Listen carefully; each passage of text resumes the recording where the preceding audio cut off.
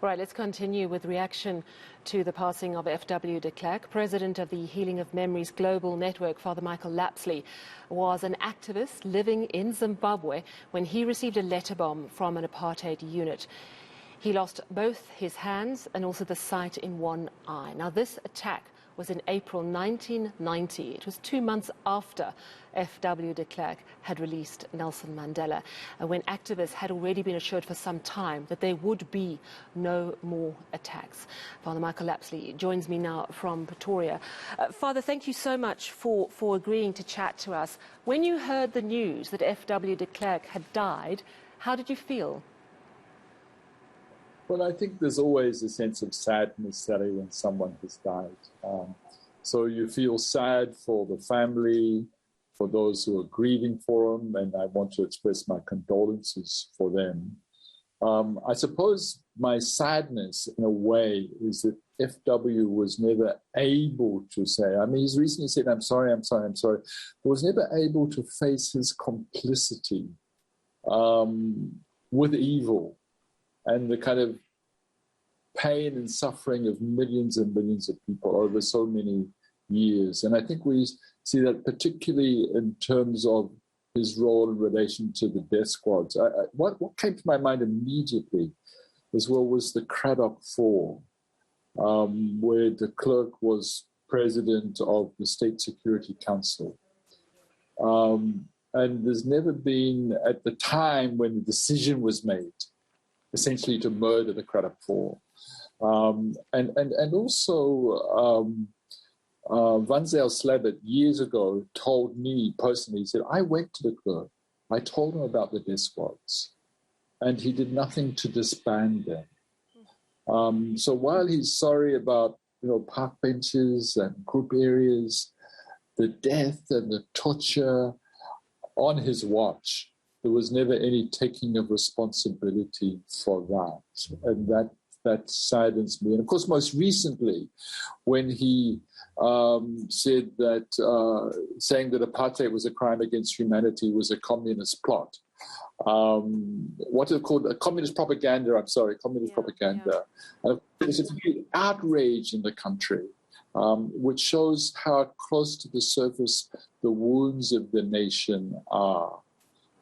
So those are some of my immediate reactions. But I think one of the outstanding issues that I hope will be spurred on by his death is a commitment as fast as possible for those trials and inquests.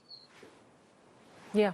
And it's interesting. I was actually speaking to Yasmin Suka, former Truth Commissioner, yesterday about exactly this issue and the fact that there are some 300 cases that were handed over at the end of the TRC after all that testimony, after the people who did step forward and ask for amnesty, the people who didn't or weren't granted, those cases were handed over to the prosecuting authorities.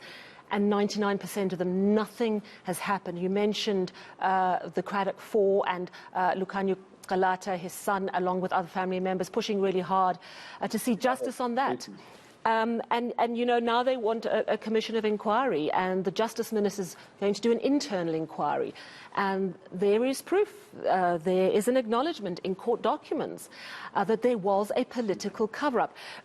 When you hear that, and when you consider that FW de Klerk himself went to the Truth Commission, and as Yasmin Suka was saying, if there was a political deal, it completely undermined what the Truth Commission was about.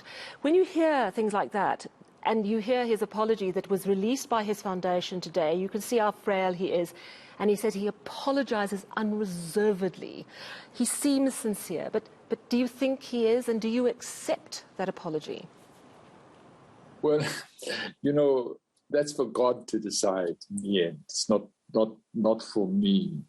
But I think that there has to be a follow-on from apology. And after the uproar when he said that it was not true, that apartheid was a crime against humanity, if he was serious in his response, which I think came under pressure, one would have liked to have seen him immediately coming forward and saying, I will speak openly about my role in the State Security Council.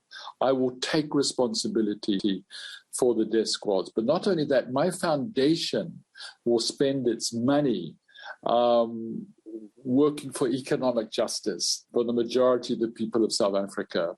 I will do my utmost to support the families who were victims on my watch. But we saw none of that. And so I think that's why it's understandable that the apology rings hollow, I think, for millions of South Africans. Well, I want to thank you for talking to us this evening. It really is a great honour. That was Father Michael Lapsley, President of Healing of Memories, a global network. Permanent scars from what the apartheid death squads did, but still an understanding of healing and what it takes to truly heal.